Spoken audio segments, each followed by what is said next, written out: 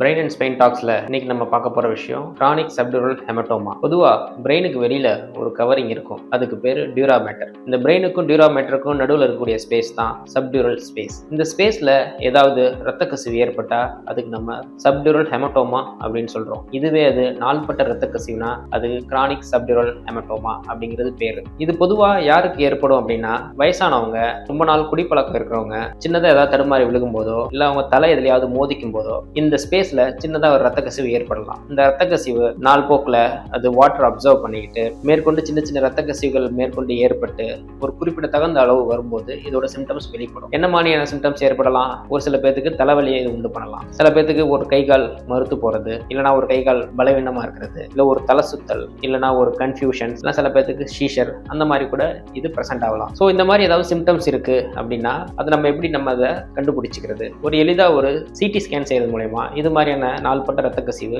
இருக்கா இல்லையான்னு நம்ம கிளியர் பண்ணிக்கலாம். இதுக்கான ட்ரீட்மெண்ட் அப்படின்னு பார்த்தீங்கன்னா, ரத்த கசிவு ரொம்ப கொஞ்சம் கம்மியா இருக்கு, சிம்டம்ஸ் ரொம்ப பெருசா இல்லை அப்படின்னா அதை நம்ம சேஃபா அப்சர்வ் பண்ணலாம். அதாவது பீரியாடிக் இன்டர்வல் சிடி ஸ்கேன்ஸ் பண்ணிக்கணும். இதுவே இது குறிப்பிடத்தகுந்த அளவு இருக்கு, சிம்டம்ஸ் ரொம்ப அதிகமா இருக்கு, இதனால வரக்கூடிய பிரச்சனைகள் அதிகமா இருக்குன்னா அதுக்கு சர்ஜரி தான் ட்ரீட்மெண்ட். சர்ஜரி ஒன்றும் மிகப்பெரிய சர்ஜரி எதுவும் இல்லை, பர்ஹோல் எவாக்குவேஷன் அப்படிங்கிற சர்ஜரி தான் இதுக்கு ட்ரீட்மெண்ட். அதாவது ஸ்கல்ல 1 அல்லது 2 ஹோல்ஸ் போட்டு அந்த லிக்விட் மாதிரி இருக்கக்கூடிய பிளட்டை நம்ம சக்ஷன் போட்டு கிளியர் பண்ணிக்கலாம். ஒரு சில பேருக்கு இந்த கிளாட் ரொம்ப திக்கா இருக்கு, உயிருக்கு ஆபத்தான சிச்சுவேஷன் இருந்தாங்கன்னா தான் ஸ்கல்ல ஓப்பன் பண்ணி நம்ம இதை கிளியர் பண்ற மாதிரி இருக்கும். அது ரொம்ப செலக்டட் இண்டிவிஜுவல்ல வெகு சில பேருக்கு தான் பண்ற மாதிரி இருக்கும். இந்த மாதிரியான ரத்த கசிவுகள் இருக்கா இல்லையா அப்படிங்கிறது நம்ம சிடி ஸ்கேன் எடுத்து கன்ஃபார்ம் பண்ணிக்கிறது நல்லது. இல்ல நம்ம வீட்டுல நிறைய பெரியவங்க இருப்பாங்க, இந்த வயசானவங்க சின்னதா அடிபடும் போது அதுக்கப்புறம் அவங்களுக்கு இந்த மாதிரி நியூரலாஜிக்கல் சிம்டம்ஸ் ஏதாவது வருது அப்படின்னா நான் சொன்ன மாதிரி இந்த ஸ்கேன் எடுத்து கிளியர் பண்ணிக்கிறது ரொம்ப நல்லது. நன்றி, வணக்கம்.